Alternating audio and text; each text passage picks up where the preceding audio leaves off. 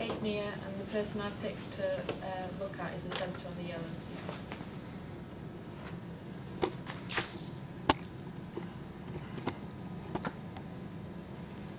Yep, off you go. I chose the centre on the Manchester Thunder team, and netball firstly originated from the game basketball in America, and in the 1897 grass courts were made outside and split into 3 different sections, and bigger balls were made and baskets were used, and it was then renamed netball as a women's form of basketball basically, and then it grew more popular, and in the 1900s 250 copies of the first set of rules were revised. It became popular and known as a women's sport, and in today's age it is very popular in Australia, where the World Championships are normally held and things like that. My player possessed a lot of strengths and weaknesses. One of her main strengths was her shoulder pass. It was a strength because it was on target, and most of them were very long, aggressive throughout the court. It was a strength because she followed through all the coaching points correctly.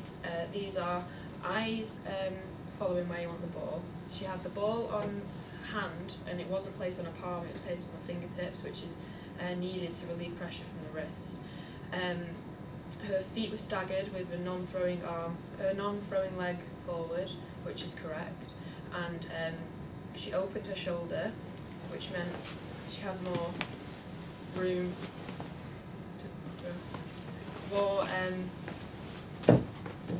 It was on target basically because she was opening her shoulder. She followed through with her arm and extended this, and flicked through her wrist and her fingers, and that gave it a spin on the ball and got to where she wanted to be in front of a player, which is needed to progress down court and ultimately get a goal. In the shoulder pass, she's using the rotation of her ball and socket at the shoulder. This is where the humerus fits into a very shallow cavity, which is the scapula. It makes it the most mobile joint in the body. However, because of the really shallow cavity of the scapula, it makes it the most unstable. So netballers have to be very careful when using this, because they obviously use this rotation a lot throughout a game. It's held together by ligaments and tendons, but as I said, it is the most unstable. Another strength of the centre was her marking.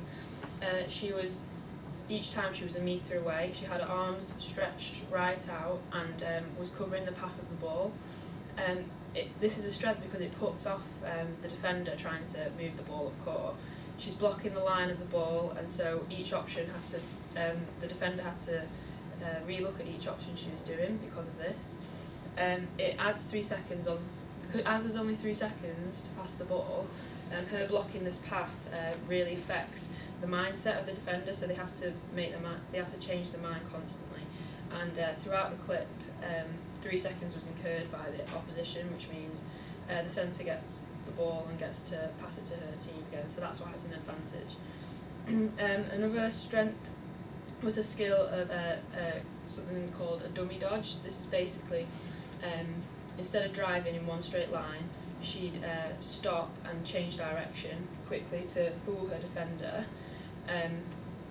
This is an advantage because it loses the defender and it opens up the court for her. It decreases the chance of an interception from the defender, which is an advantage. Another strength of hers was her landing on the outside of the foot. In netball, there's a footwork rule and you're not allowed to move with the ball.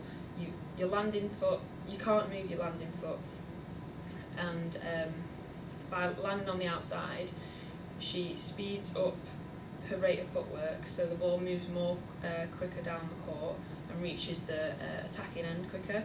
Like, reaching the attacking end quicker means more opportunity for goals, and throughout the clip it showed this and increased the number of goals that they were scoring because she was moving it so quickly down the court. However, she used to have some weaknesses throughout her skills. One was the mistiming of her runs. She was laying off her defender, which was good. However, when she was going to intercept the ball, she was mistiming it sometimes, and it sometimes caused contact, as netball's a non-contact sport, it basically meant that the opposition got the ball because of this. She needs to work on a quick feet for this mistimed run and possibly her peripheral vision. However, another weakness of hers was her chest pass. The chest pass were getting to the players that she needed. However, when they come up against more elite performers, the technique she was using was wrong. She was using it from the side of her body, whereas it should be going from straight from the centre. The coaching points for a chest pass are that her elbows should be in, the ball should be released from chest height, and her feet should be shoulder width apart. Her knees should be slightly bent, and the weight should be transferred forward first. However, she wasn't releasing it from her centre, she was releasing it from the side. Releasing it from her left side blocked off all opportunity to pass the ball on the left side. It only opened up opportunity on the right hand side of the court, whereas if she was releasing it from the centre, she had a much wider zone that she could utilise. However, this was cut off by the position of the ball. You think her hands were a W on the ball, which is good, and her elbows were in, and arms are then extended, and the wrists and followed through the fingers to make the ball short and flat. But on some occasions, the ball was loopy throughout the court. As it was quite a high-level game, there was many tactics used on court. One, which the centre really utilised well, was her communication. Her talking and her egging on her team affects the opposition in a negative way. It can affect them like psychologically and make them, as they were winning, it was putting the other opposition down. The centre was really good at this because I believe she possessed a more extrovert type of personality. Her personality type means that she was up for the game, she was cheering on her team, she was talking tactics loud, which affect the opposition, whereas a more introvert type of person could shy away from things like that and not be as loud and as good at communication as she was. Another tactic that they were using really well, especially the centre, was her zone defencing with her wing attack. This is basically where it's not usually it's man on man, but because she's quite a high level performer, they drop off the players, mark a space rather than the player, and then when the ball was going into the path of that space, they'd have to use the speed and power to get to the ball quickly, because as they're not marking man on man, the defender doesn't realise that they've actually got that player. On the centres, when the opposition had their centre, another tactic she did very well was dropping back onto the opposition's attack. By dropping back, it means one man has two men on them, and it cuts down the options that the other centre has for them. This is an advantage in the game because the defence then have to push forward, and the ball has to retrieve back, which means it's going more into my player's attacking end, which it pushes the ball back and it gives them more opportunities to intercept the ball in the attacking end rather than the other team bringing it into their circle. However, they did not utilise some tactics as well on court. For example, her laying it off a player and the missed time run from doing this, it resulted in contact, just like in the skills. Her triangle defence with the wing attack, they didn't really use this that well. This means when they get into a triangle formation and try cover 3 players at once, but with 2 players, that didn't work very well, and that's a disadvantage because if it did work well, they would have a free player to use throughout court, but the wing attack and her weren't using the triangle defence, which at their level they should have been using well, but this can be improved through training. She had both advantages and strengths and weaknesses in her fitness, but generally her stamina was excellent throughout court. This is good because the the most mobile player on court and has to be constantly running up and down. Because she had good stamina, she could run up and down, and the ball, like the rate of ball play was flowing throughout court. She wasn't getting tired, and she was offering for every ball. The ball flowing more means that it gets into the attacking end a lot more, which the shooters could then have the opportunity to shoot. And because it was a high level game, the majority of shots were going in, so it was on the centre's head to get the ball down. As netball's as it's a team game, it uses both anaerobic and aerobic energy system, because there's long periods of exercise with short bursts of activity. The aerobic system is mainly used throughout, and this is when a performer hits more than 2 minutes of hard activity. From doing this, it has an ATP yield of 32, and the centre will enter the Krebs cycle throughout the hour game to keep energy high. The aerobic system uses oxygen as a catalyst for chemical reactions in the muscles, and this provides the energy needed for her power and her strong runs throughout court.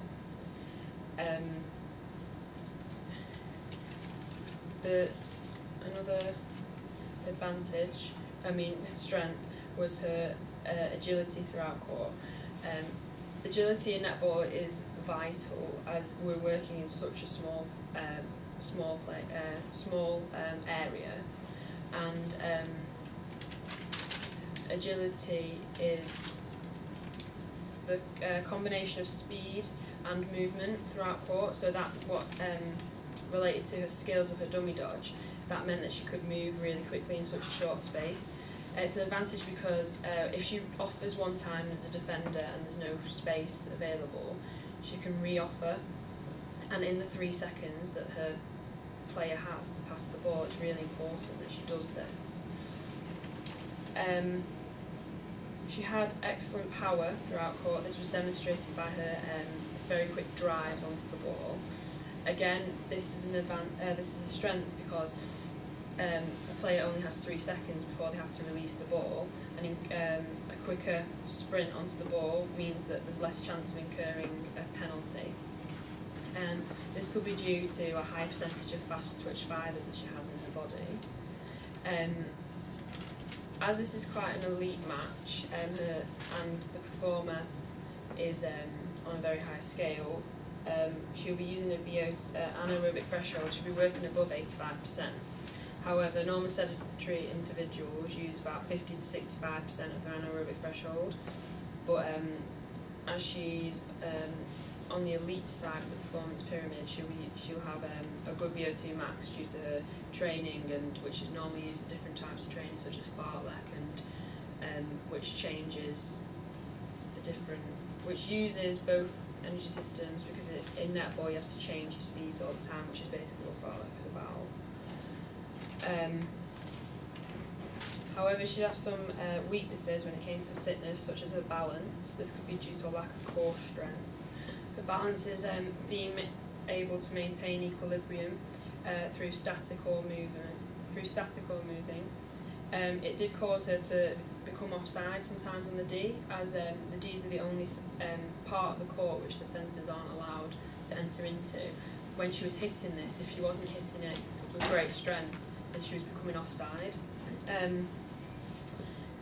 This meant that the opposition were allowed to take the ball. Also, her posture should be improved, as she was slouching over, and this sometimes made her step off the ball. If posture is improved, this will help her balance also on the edge of the day.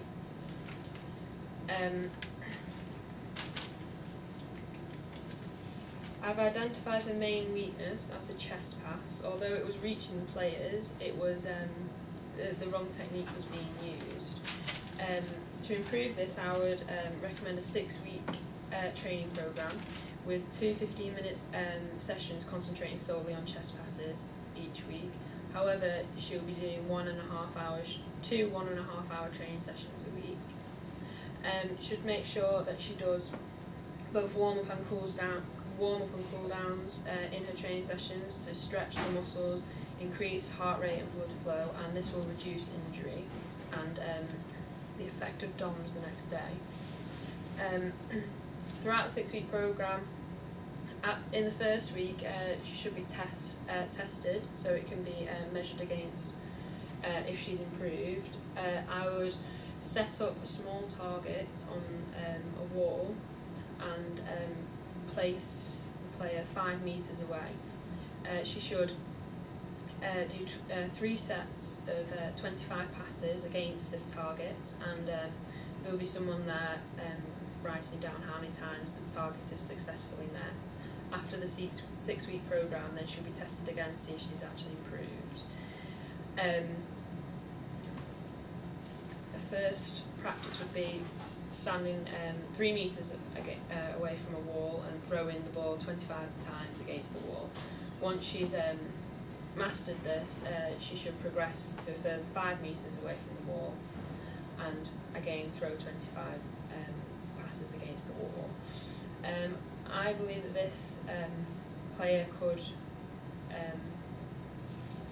improve through vicarious learning. This comes from Bandora's social learning theory, where basically she should watch another performer do what she's supposed to be doing. For example, the wing attack on the Yellows team, she had an excellent chest pass, so if the wing attack was there, the centre would be able to observe, obtain and replicate the behaviour of the wing attacks. Another practice that I then get her to progress onto would be having a feeder on the back line, the centre in the centre circle, and then just sprinting from the centre circle to the top of the D, receiving the ball from the feeder and passing it into an attacker about 2 metres away. This will replicate a game situation and could be used as a tactic throughout a game. From this, I'd then progress it into a square drill, where it's there's teams set out in a square, and each corner would run about 5 metres until they hit the edge, so they'd be about 10 metres apart. They'd hit the middle of the square and then receive the ball in front and then pass it on to the next cue.